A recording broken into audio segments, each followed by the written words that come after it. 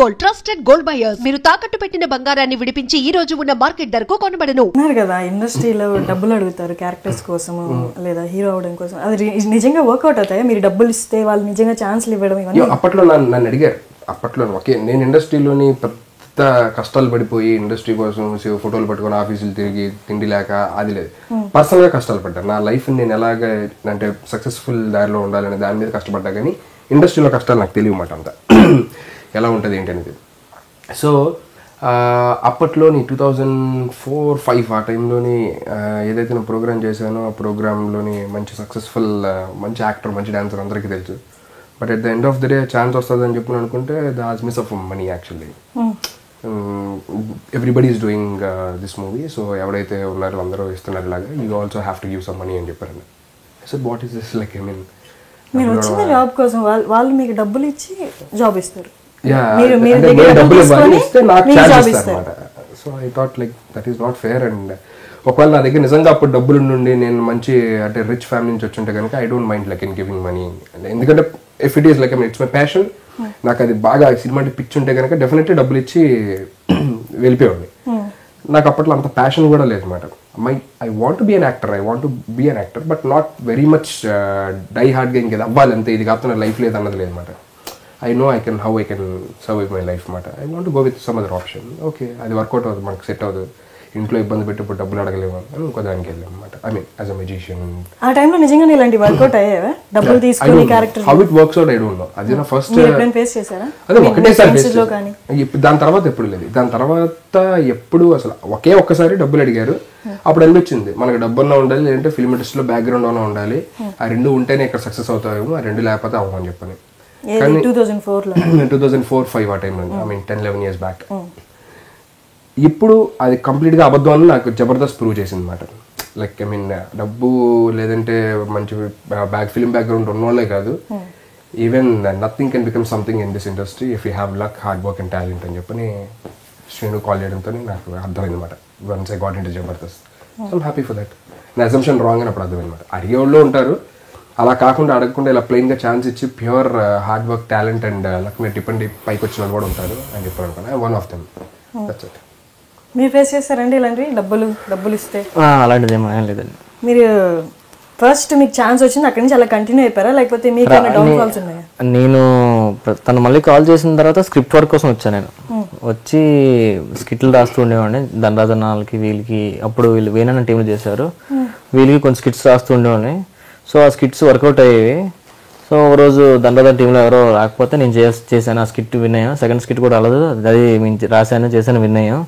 So ఇంకా కంటిన్యూగా రాస్తూ చేస్తూ అలాగా వాళ్ళతో కంటిన్యూ అయిపోయాను. సో ఒకసారి సీనియర్స్ వెళ్ళిపోయారు, మీకు తెలిసి ఉంటుంది. మధ్యలో ఒకసారి సీనియర్స్ అందరూ వెళ్ళిపోయేసరికి మళ్ళీ మళ్ళీ మీ జూనియర్స్ అందరూ కలిపి టీం ఫామ్ చేసుకొని టీం పెట్టితే సుధీర్ని టీం పెట్టుకున్నారు.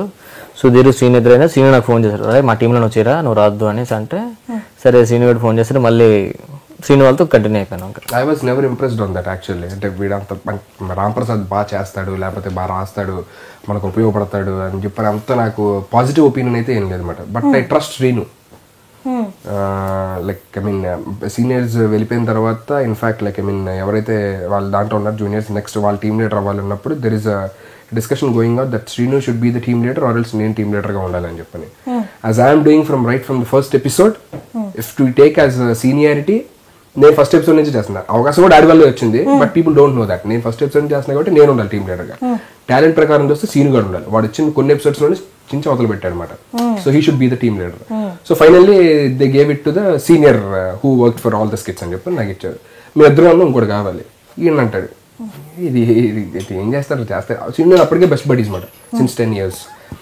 సో చేస్తాడా అసలు రాంప్రసాద్ ఏం చేస్తాడు ఏంటో ఏం అర్థం కావట్లేదు, బాగా రాస్తాడా అని చెప్పి డౌట్ ఉండేది. But amazing.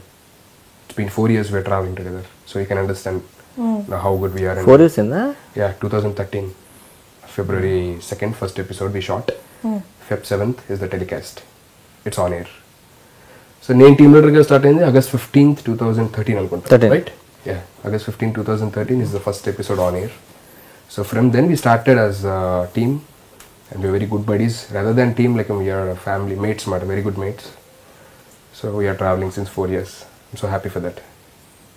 మీరు అనుకున్నారా అండి శ్రీను గారు మిమ్మల్ని రమ్మన్నప్పుడు టీంలోకి నేను చేయగలనా అని? అంటే అప్పుడు మీరు రైటింగ్ పార్ట్లోనే ఉన్నారు. రైటింగ్ పార్ట్ అప్పుడు చేశారు అప్పటికి స్కిట్స్ చేశాడు 10 స్కిట్స్ బాగానే 10 చేసి అప్పటికి. సో నేను చేయగానే ఇదేంటి రాబు మళ్ళీ లక్ వచ్చింది, పిలిచారు, బాగానే ఉందంటే జబర్దస్త్ ఆపేశారు, సీనియర్స్ అందరం తీస్తారు, జూనియర్స్ అంటున్నారు, నన్ను ఎవరు పెట్టుకుంటారులే అని చెప్పి సీనియర్స్ ని తీసేసారా? సీనియర్స్ అదే తీసారు, వెళ్ళిపోయారు. సారీ, ఇది యాస్టిజ్ చేయొద్దు. సీనియర్స్ వెళ్ళిపోయారు, సీనియర్స్ వెళ్ళిపోయారు, వేస్తారులే మళ్ళీ. సీనియర్స్ వెళ్ళిపోయారు అంటున్నారు రామ్ ప్రసాద్, బాగా బలిసిన రామ్ ప్రసాద్, ఇది కూడా వేస్తారు. బల్బు పెరిగిన రామ్ ప్రసాద్ అన్నీ వేసుకుంటారు. అదే అదే మా క్విక్ బైట్స్ కి మీరు టైటిల్ కూడా ఇచ్చేసారు ఇప్పుడు. ఇచ్చాను. సో మళ్ళీ ఏంటి ఇలా ఏంటి అని జస్ట్ ఆ రోజే ఇంటికి వెళ్ళా, ఒక 2 days రెస్ట్ తీసుకున్నా. కానీ చిన్న నమ్మకం ఉంది, రాస్తున్నాను ఏదో విధంగా నేను ఇండస్ట్రీలో సెటిల్ అవ్వాలన్నా కొంచెం ధైర్యం వచ్చింది.